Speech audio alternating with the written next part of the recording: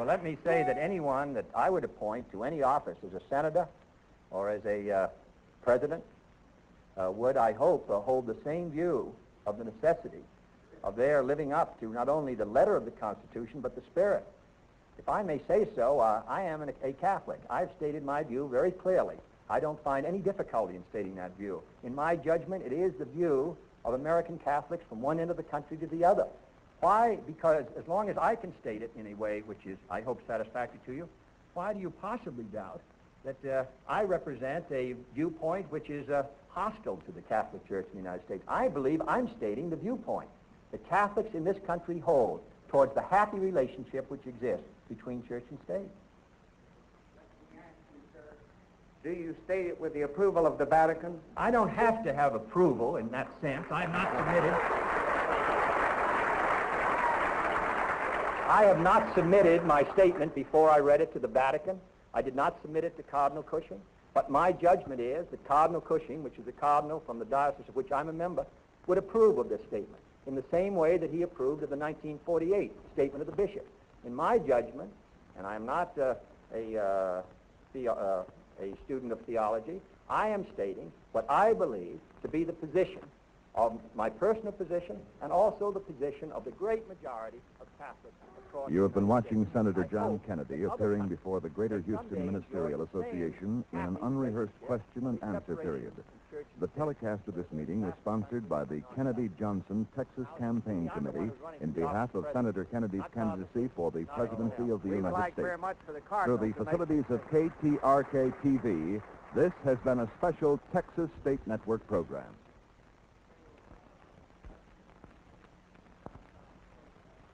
The statement from you. Today I had telephone conversation with Dr. Poling and received this telegram from him. I'm sure you would like to clear this matter up. Let me read briefly from his telegram.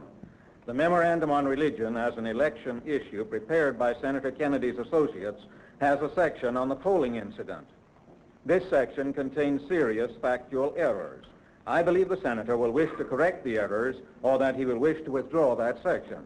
The original draft of the program on the interfaith dinner held in the Bellevue Stratford Hotel on December 15, 1947, identified Mr. Kennedy, then Congressman from Massachusetts, as Honorable John F. Kennedy, Congressman from Massachusetts.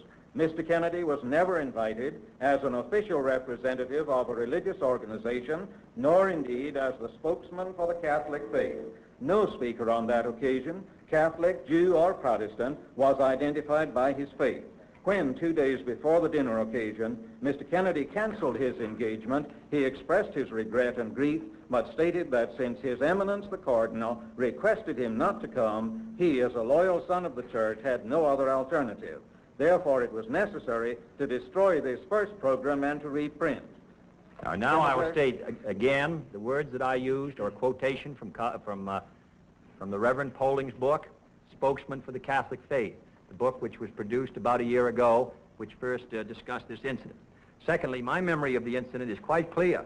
In fact, it's as good as Reverend Poling's, because when the matter was first discussed, Reverend Poling stated that the incident took place in 1950, and it's only in the last 2 months that it has come forward that the incident took place in 1947. Thirdly, I never discussed the matter with Cardinal Doherty in my life. I've never spoken to the Cardinal. I first learned of it through Mr. Reardon, who was my administrative assistant, who knew of Mr. Doyle, who worked for the National Catholic Welfare Conference, who stated that there was a good deal of concern among many of the church people in Philadelphia because the location of the chapel and because no service would ever be held in it because it was located in the basement of another church. It was an entirely different situation than the one that I had confronted when I first happily accepted it. Now, there were 3 speakers.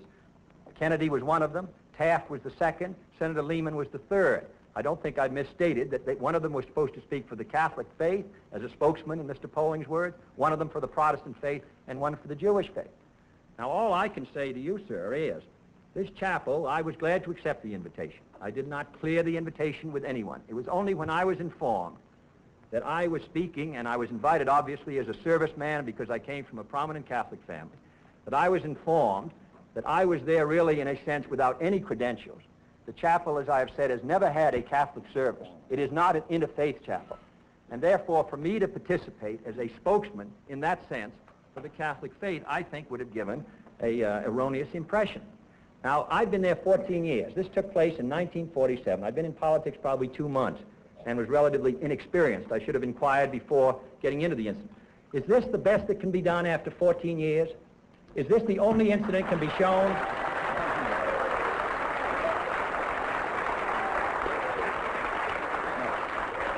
And this was a private dinner. This was not a public dinner. This was a private dinner. This did not involve my responsibilities as a public official. My judgment was bad only in accepting it without having all the facts, which I wouldn't have done at a later date. But I do want to say that I've been there for 14 years. I have voted on hundreds of matters, probably thousands of matters, which involve all kinds of public questions, some of which border on the relationship between church and state.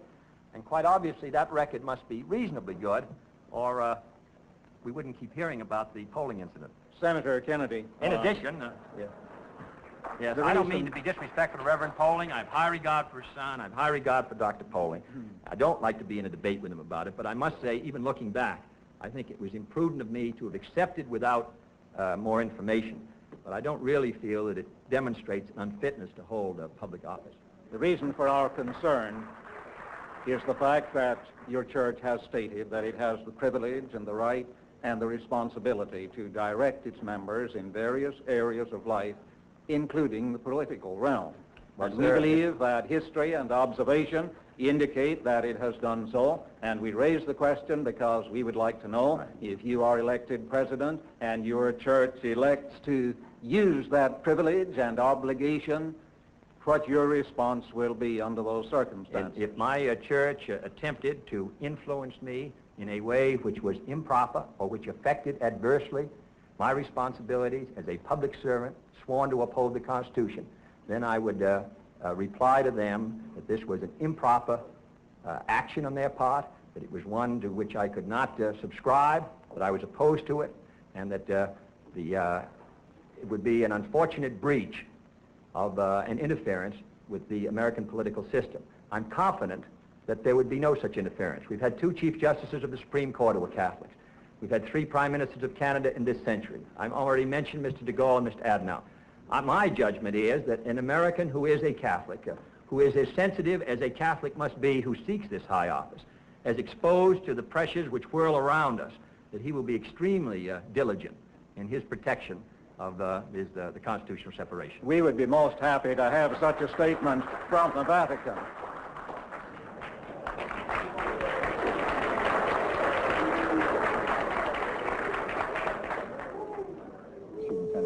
Because of the briefness of the time, let's cut out the applause. Senator Kennedy, V.E. Howard, Minister of the Church of Christ. First of all, I should like to quote some authoritative quotations from Catholic sources, and then propose a question.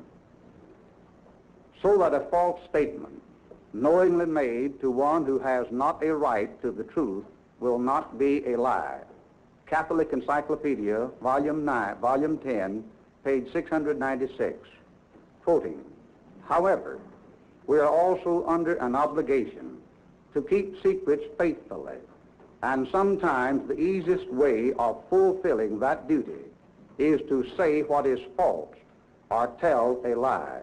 Catholic Encyclopedia, Volume 10, page 195. When mental reservation is permissible, it is lawful to corroborate one's utterances by an oath, if there be an adequate cause.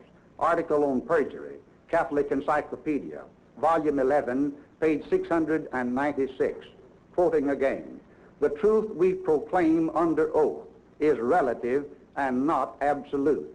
Explanation of Catholic Morals, page 130,